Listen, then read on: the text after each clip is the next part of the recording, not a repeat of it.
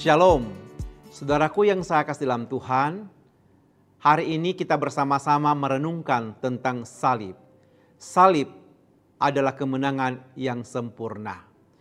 Saya membacakan ayat firman Tuhan dari Kolose pasal yang kedua, ayat yang ke-13 dan yang ke-14 berkata demikian.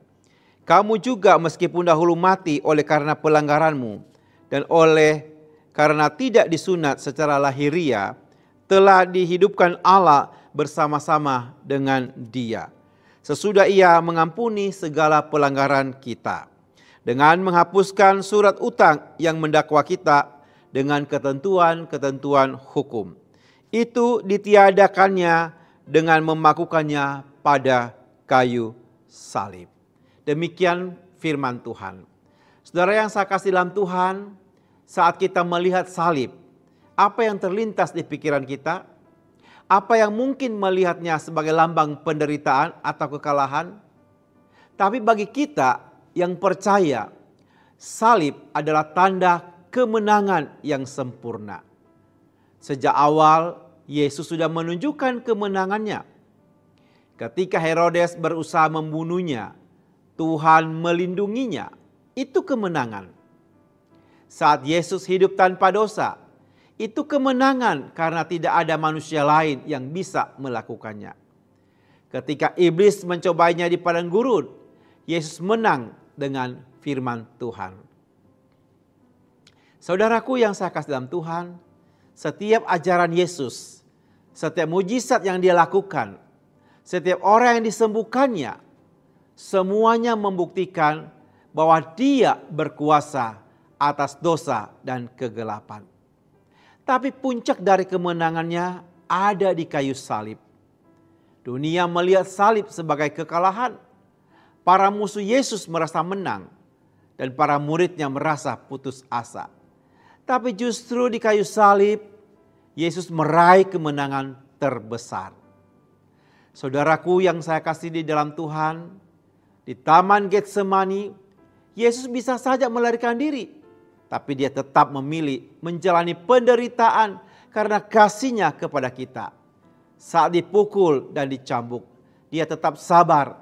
Saat dipaku di kayu salib, itu bukan tanda kekalahan, tapi pengenapan rencana keselamatan Allah. Dan saat Yesus berkata, sudah selesai, itu bukan seruan menyerah, melainkan pengumuman kemenangan. Dosa telah dikalahkan, hutang kita telah lunas. Tapi kemenangan Yesus tidak berhenti di kayu salib. Pada hari ketiga Yesus bangkit. Dan kebangkitannya adalah bukti bahwa maut tidak bisa menahannya. Inilah kemenangan sejati atas dosa, kematian, dan iblis. Dan Yesus tidak meninggalkan kita sendirian, saudaraku. Dia memberikan Roh Kudus agar kita bisa hidup dalam kemenangannya setiap hari. Saudaraku dikasih oleh Tuhan, Rasul Paulus juga menuliskan bahwa Yesus telah dilucuti kuasa dosa dan iblis dengan mati di kayu salib. Seperti apa yang sudah kita baca tadi di kitab Kolose. Artinya saudaraku, kita tidak perlu takut lagi. Kita tidak perlu takut akan dosa, kegagalan atau masa depan. Karena kemenangan Yesus sudah menjadi milik kita. Tapi seringkali saudaraku, kita merasa kalah dalam hidup ini. Kita merasa gagal dalam pekerjaan, gagal dalam keluarga, atau gagal dalam pergumulan pribadi. Kita merasa tidak layak di hadapan Tuhan. Tapi ingat saudaraku, identitas kita bukan ditentukan oleh kegagalan kita, melainkan oleh kemenangan Kristus di atas kayu salib. Kalau kita percaya kepada Yesus, kita bukan hanya orang biasa. Kita adalah anak raja yang menang. Kita telah ditebus, diampuni, dan dibebaskan dari hukuman dosa. Kita punya harapan baru dalam hidup ini. Saudaraku, hari ini saya ingin mengajak kita semua untuk mengambil satu keputusan. Apakah kita mau hidup di dalam kemenangan Kristus? Apakah kita mau meninggalkan cara hidup lama yang penuh ketakutan dan dosa? Atau apakah kita mau sungguh-sungguh mengikut Yesus dan percaya bahwa di dalam Dia kita menang.